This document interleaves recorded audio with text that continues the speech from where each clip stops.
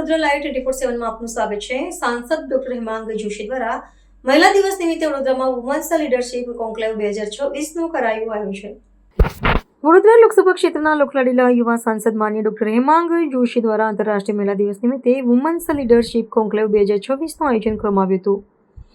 આ કોન્ક્લેવનો ઉદ્દેશ્ય વિવિધ ક્ષેત્રોમાં કાર્યરત મહિલાઓ, નીતિ નિર્માતાઓ, વ્યાવસાયિકો અને યુવા મહિલાઓને એક મંચ પર લાવી મહિલા નેતૃત્વ અને સશક્તિકરણ અંગે ચર્ચા તથા પ્રેરણા આપવાનો હતો।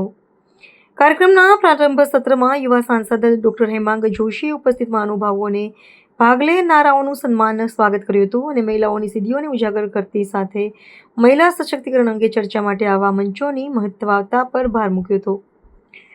આ પ્રસંગે ગુજરાત ભાજપ મહિલા મોરચાના અધ્યક્ષ શ્રીમતી અંજુબેન વેકરિયા તથા વડોદરા શહેરના મેયર શ્રીમતી પિંકીબેન સોની ઉપસ્થિત રહ્યા હતા। શ્રીમતી અંજુબેન વેકરિયા ઇતિહાસમાં પ્રેરણાદાયી મહિલાઓના સાહસ અને યોગદાન અંગે વિચારો વ્યક્ત કર્યા। મેયર પિંકીબેન સોનીએ માતૃભૂમિ, માતૃભાષા અને માતૃપૃથ્વી જેવી મૂલ્યના સંદર્ભમાં મહિલા શક્તિના મહત્વ પર પ્રકાશ પાડ્યો। રાજ્ય પ્રાથમિક શિક્ષણ રાજ્યમંત્રી શ્રીમતી રીવાબા જાડેજાએ વિડીયો સંદેશ દ્વારા મહિલાઓના સશક્તિકરણ માટે ચાલી રહેલા પ્રયત્નો અને મહિલા નેતૃત્વની આવશ્યકતા અંગે પોતાના વિચારો રજૂ કર્યા હતા।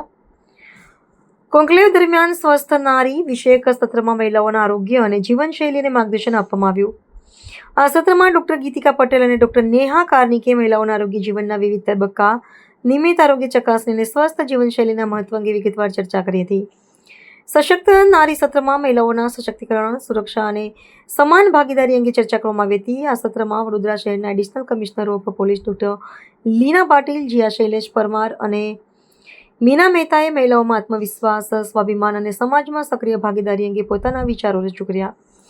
ત્યારબાદ સમૃદ્ધ નારી સત્રમાં મહિલાઓના ઉદ્યોગ સાહસ, નેતૃત્વ અને આર્થિક સ્વાવલંબન પર ધ્યાન કેન્દ્રિત કરવામાં આવ્યું હતું। આ સત્રમાં તેજલ આર અમીન, શ્રુતિ ચતુર્વેદી અને આનંદ કોટકે મહિલાઓને આત્મનિર્ભરતા, સમય વ્યવસ્થાપન અને પોતાનું સ્વતંત્ર વ્યક્તિત્વ વિકસાવવાના મહત્વ અંગે માર્ગદર્શન આપ્યું હતું। કાર્યક્રમ દરમિયાન નાણાકીય સાક્ષરતા વિષયક વિશેષ સત્રનું પણ આયોજન કરવામાં આવ્યું હતું, જેમાં ડોક્ટર નિધિ આર્ગડેએ બચત, રોકાણ, ઇમરજન્સી ફંડ, ડિજિટલ બેન્કિંગ અને નાણાકીય આયોજન અંગે માહિતી આપી હતી અને મહિલાઓ માટે નાણાકીય જાગૃતિ આર્થિક સ્વતંત્રતા માટે મહત્વપૂર્ણ હોવાનું જણાવ્યું હતું।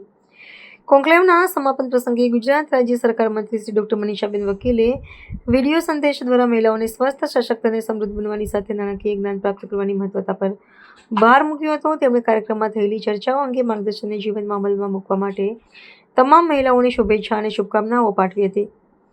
કાર્યક્રમના સમાપન સત્રમાં સાંસદ ડોક્ટર હેમાંગ જોશીએ કાર્યક્રમને સફળ બનાવવા માટે સહયોગ આપનાર તમામ વક્તાઓ, મહાનુભાવો અને ઉપસ્થિત તમામનો આભાર વ્યક્ત કર્યો હતો। તેમણે જણાવ્યું કે આવા કાર્યક્રમો મહિલાઓના નેતૃત્વને પ્રોત્સાહન આપે છે અને નારી ફોર વિકસિત ભારત 2047ના વિઝનને આગળ વધારવામાં મહત્વપૂર્ણ ભૂમિકા ભજવે છે।